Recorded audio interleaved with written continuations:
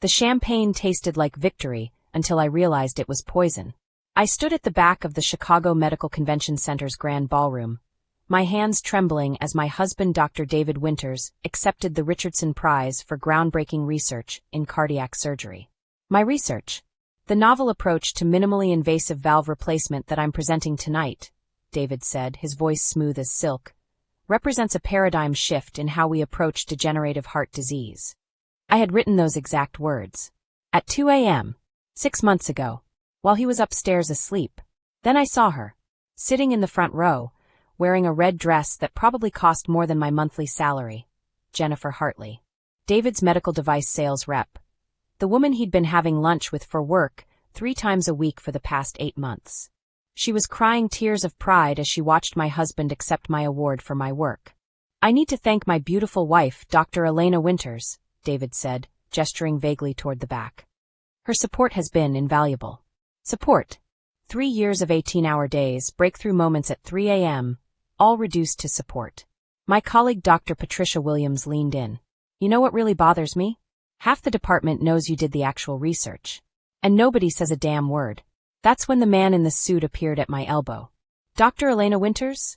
He asked quietly, pressing a manila envelope into my hands. You've been served. Divorce papers. He was serving me with divorce papers at his award ceremony. At my award ceremony that he'd stolen. My hands shook as I read. The parties agree that all intellectual property developed during the marriage are the sole property of petitioner, David Winters, as respondent Elena Winters, was employed as a research assistant. Research assistant. But the next page made my blood turn to ice. Restraining order. Respondent is hereby prohibited from discussing, publishing, or claiming any involvement in research related to cardiac surgery innovations. He was legally silencing me. Hey everyone. Quick pause here. I'd love to know where you're watching from. Drop your city or state in the comments. David was descending from the stage, Jennifer clutched to his side. They were heading straight toward me. Darling, David called out. I was hoping you'd come congratulate me properly. I need to speak with you, I said. About the research. His eyes went cold. We can discuss that later. No, we really can't. Because in that moment I realized something. David had made one critical mistake. He thought I had nothing left to lose. But I had nothing left to protect him from. I didn't sleep that night. Instead, I sat at my kitchen table surrounded by 3 years of research documentation that David thought I didn't have copies of. At 6:47 a.m., my attorney Margaret Liu texted, "Don't go to work. Filing emergency injunction in 2 hours. Also, check the morning news." There he was on TV, holding the Richardson Prize. The headline, "Chicago surgeon's breakthrough could save thousands." Then the reporter continued. Dr. Winters also announced this morning that he's entering into an exclusive partnership with MedTech Innovations. The deal, reportedly worth $50 million. I dropped my coffee mug. $50 million. MedTech Innovations, Jennifer's company. This wasn't just theft. This was conspiracy. My phone rang. Unknown number. Dr. Winters? James Rodriguez, investigative reporter with the Chicago Medical Journal. I know you did the research. I have sources inside Mercy General who've confirmed it. I need you to go on record. Before I could answer, my doorbell rang. Patricia stood there with coffee, and behind her, Dr. Alan Morrison, chief of cardiology at Mercy General. He looked like he'd aged 10 years overnight. I'm going to lose my job over this, he said. But you need to know, David's procedure has a problem. Patient 7, Gerald Hampton. He died yesterday morning. Catastrophic valve failure. The room tilted. That's impossible, I whispered. I tested that design for 18 months. You designed the valve. But David modified it. He made improvements and rushed it into trials. Dr. Morrison's voice cracked. The other 11 patients are all within the 3-week failure window. Oh my God, Patricia breathed. Elena, the MedTech deal includes immediate rollout to 15 medical centers. 50 procedures in 2 months. If we don't stop this, hundreds of people could die. If you're hooked on this story and want to see how Elena takes down her husband, hit that subscribe button. My phone buzzed. Margaret, emergency hearing set for 2 p.m. You can talk. Use it. Dr. Morrison leaned forward. I need the original designs. If we can figure out what David changed, maybe we can fix it before more people die. I went to my office and returned with a locked fireproof box. Inside were USB drives, printed documentation, and video recordings. When I started this research, I knew David had a tendency to rewrite history. So I documented everything. I pulled out a drive, including the night David came to the lab drunk, demanding to see my work. The night he told me, "Nobody's going to believe you did this. You're just the wife." Patricia's jaw dropped. "You recorded that?" "I recorded everything. Security footage. Audio logs. Even the simulation software has timestamps. David didn't just steal my research, he actively sabotaged the safety protocols. I have him on video deleting data from long-term stability tests." "The MedTech presentation is at 3 p.m., Dr. Morrison said. "Then I suggest you make sure the medical licensing board is there. Because David isn't just going to lose his contract today. He's going to lose everything." But my phone rang. Mercy General HR. "Dr. Winters, you've been placed on immediate administrative leave pending an investigation into allegations of research misconduct." He'd beaten me to it. Patricia pulled out her phone. "Not if other researchers raise questions first." She started typing. "I have friends at Northwestern at Rush. Researchers who've always wondered how David published so quickly." Dr. Morrison stood. "I'll contact the Richardson Prize committee. They'll pull the award pending investigation." My phone buzzed. "Unknown number. Stop now and the divorce settlement is fair. Keep pushing and I'll destroy you. You have until noon. D." I typed back. "See you at 3 p.m.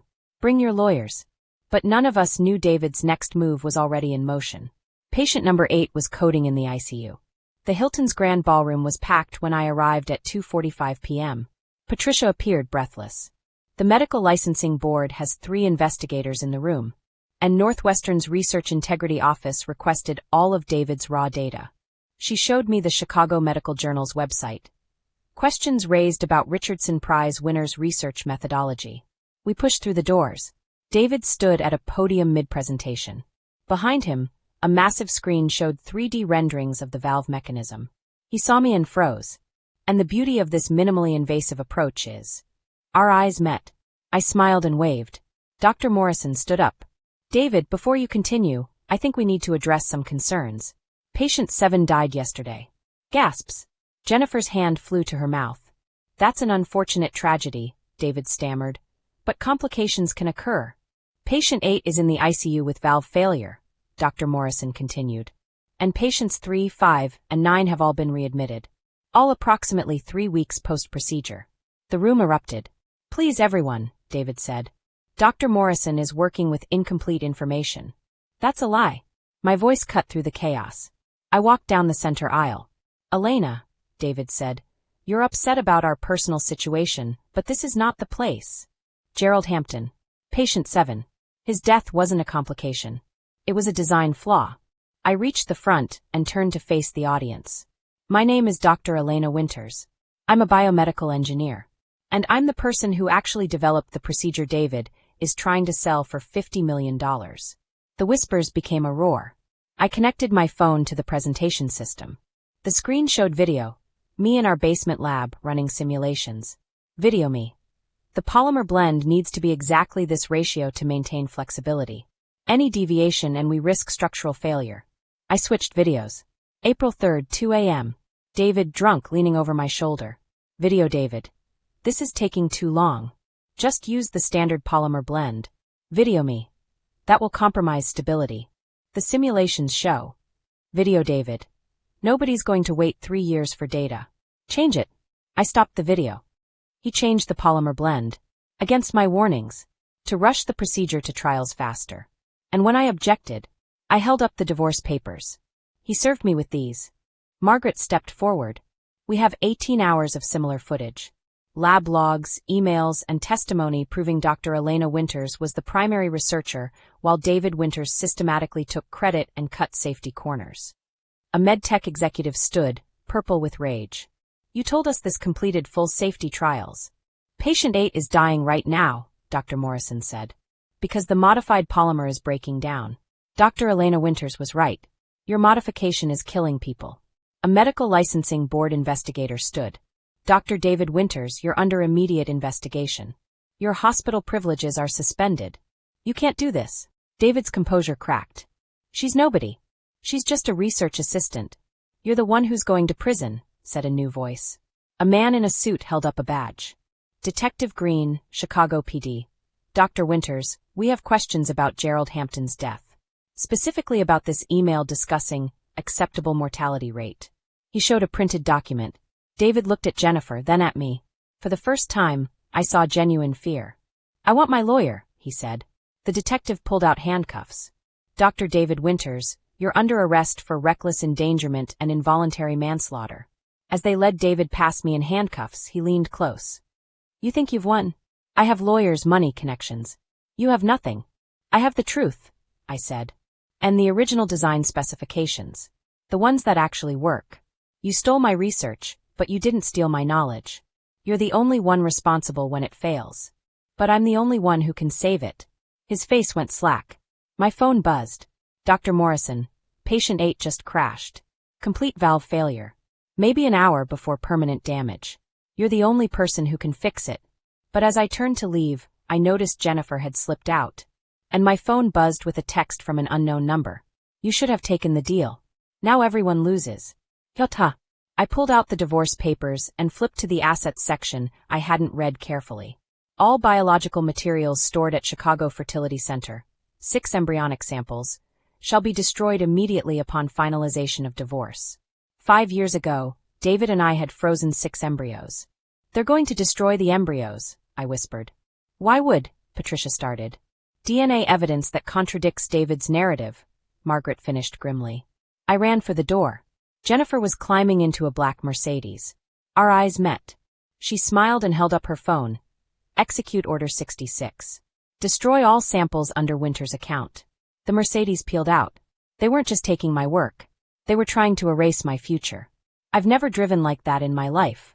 Patricia screamed as I ran a red light, my Honda keeping pace with Jennifer's Mercedes through downtown Chicago. Margaret was calling for an emergency court order. Elena, you're going to kill us. Patricia shrieked. Then we'll die trying. My phone buzzed. Dr. Morrison, David's posting bail. He'll be out within the hour. The Mercedes turned onto Lakeshore Drive. The fertility clinic was maybe 8 minutes away. Margaret leaned forward. The clinic won't destroy materials without authorization. David's a doctor at the biggest hospital in Chicago. You think they can't forge paperwork? Margaret was dialing. Chicago Fertility Center? This is Margaret Liu, attorney for Dr. Elena Winters. Don't put me on hold. She looked at her phone in disbelief. They hung up. It's going straight to voicemail now. They're already there, I said. We screeched into the parking lot seconds after Jennifer. She ran toward the entrance. I burst into the waiting room. I'm Dr. Elena Winters. Account 847,362. Nobody is authorized to access my samples. I'm sorry, the receptionist said. But Ms. Hartley arrived with a court order. That's not real. Margaret slammed her documents on the desk. Dr. Susan Chen emerged. Dr. Winters, there's confusion about your samples. Ms. Hartley presented documentation indicating consent to immediate disposal as part of divorce proceedings. Show me. The signature was an obvious forgery. Where's Jennifer Hartley? I demanded. Dr. Chen's eyes flickered toward the hallway.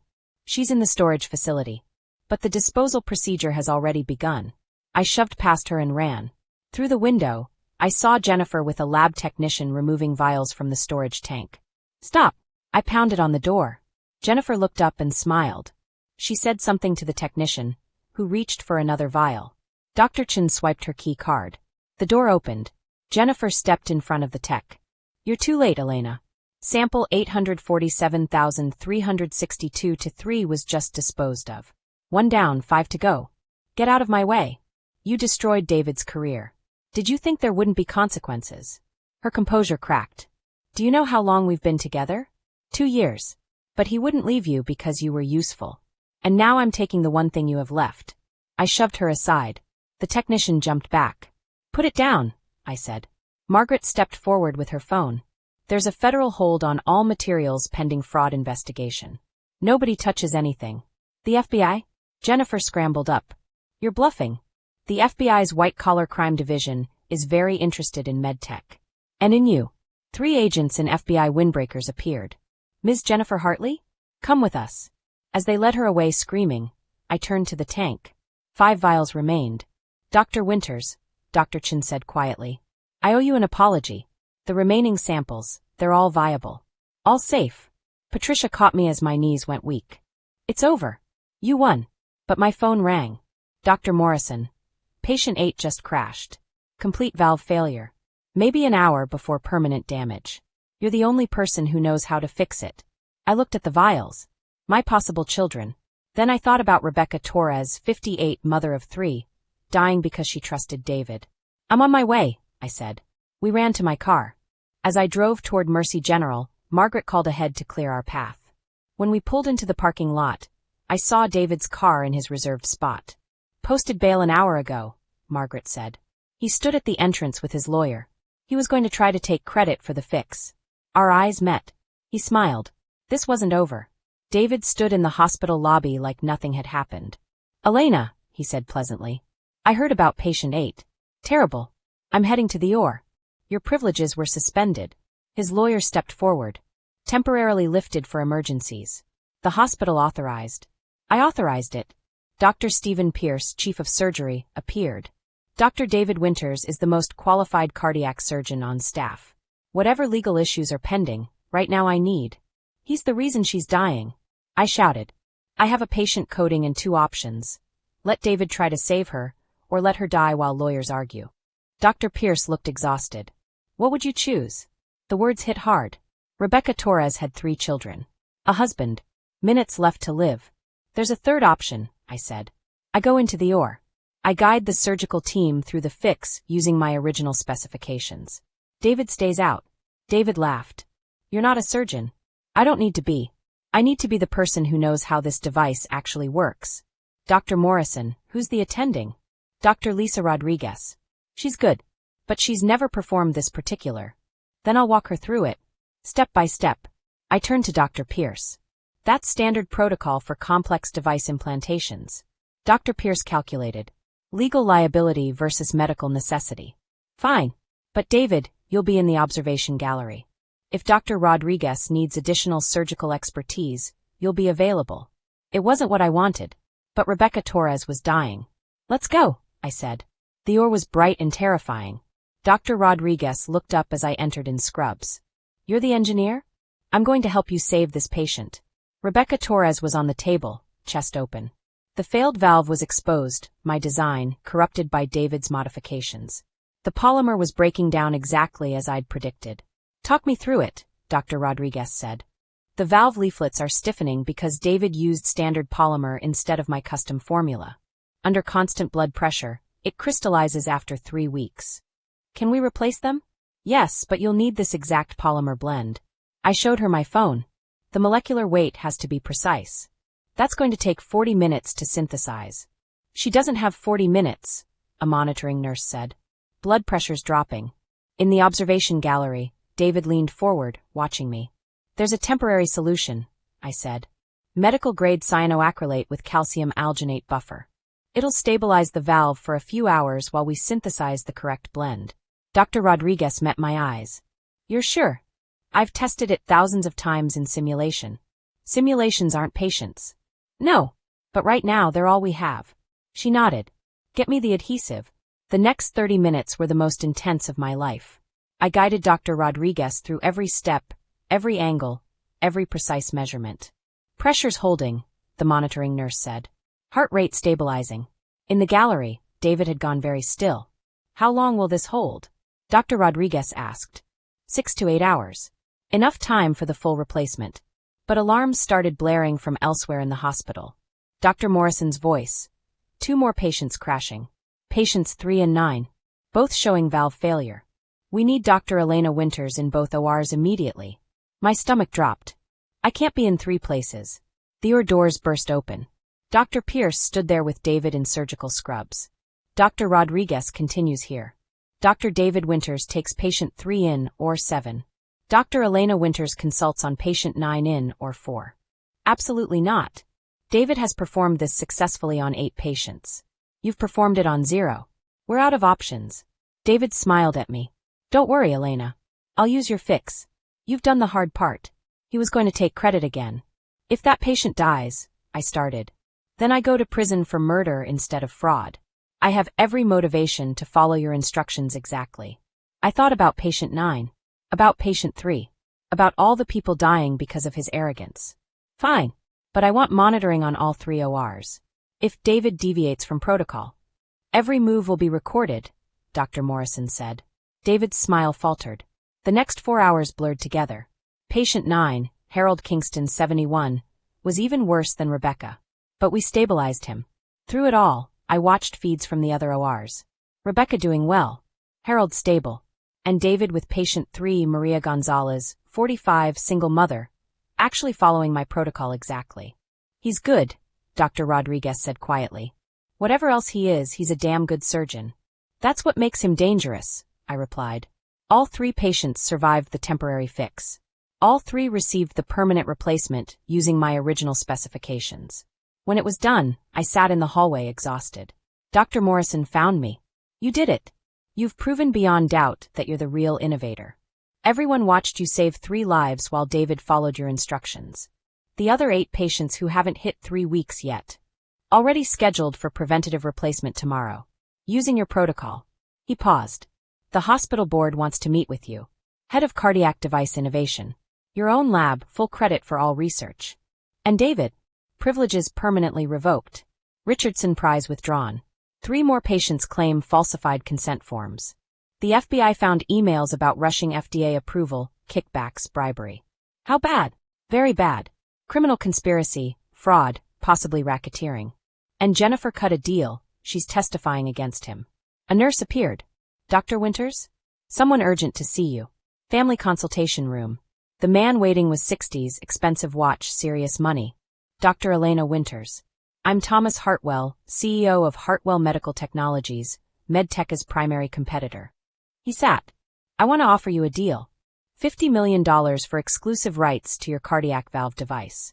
Plus a 5-year consulting contract at $2 million per year, full research facilities, and most importantly, he slid over a document. Complete creative control. Your name on the patents. Your name on the publications. I stared at the numbers. Everything David tried to steal. The catch. Timing. This offer expires in 24 hours. After that, bidding war. I want to be the company associated with the doctor who put patient safety over profit, he said. You're about to become very famous. Who do you want standing beside you? Dr. Morrison touched my arm. You should have your lawyer review. Where do I sign?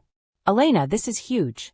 I've spent 3 years watching David make decisions about my work without me. I'm done waiting. I looked at Thomas Hartwell. When can we start? Prototypes in 6 weeks. Full rollout in 3 months. The 8 patients who need corrections now. We'll prioritize them. No cost. Consider it our investment. I signed. 6 months later. The courtroom was packed for David's sentencing. Criminal conspiracy, fraud, involuntary manslaughter. His legal team had fought hard, but the evidence was overwhelming. Jennifer had testified for 3 days. The jury deliberated for 40 minutes. The judge looked down at David. Your actions endangered lives in pursuit of profit and prestige. You betrayed the trust of your patients, your colleagues, and your profession. I sentence you to 15 years in federal prison. David's face was blank as they led him away. But as he passed my row, he looked at me once. I didn't look away. Outside the courthouse, reporters swarmed. Dr. Winters, how does it feel? I thought about the 12 patients now living with my corrected valve design. About the 200 procedures performed successfully in the last 6 months. About my name on the patents, the publications, the awards. About the embryo I'd had transferred last month. The pregnancy test that came back positive this morning. It feels like justice, I said. Patricia hugged me. What's next? I touched my still flat stomach and smiled. Everything. Thanks for watching. If you enjoyed this story of justice and redemption, don't forget to like, subscribe, and share with someone who needs to hear it. Drop a comment telling me what you would have done in Elena's situation. See you in the next one.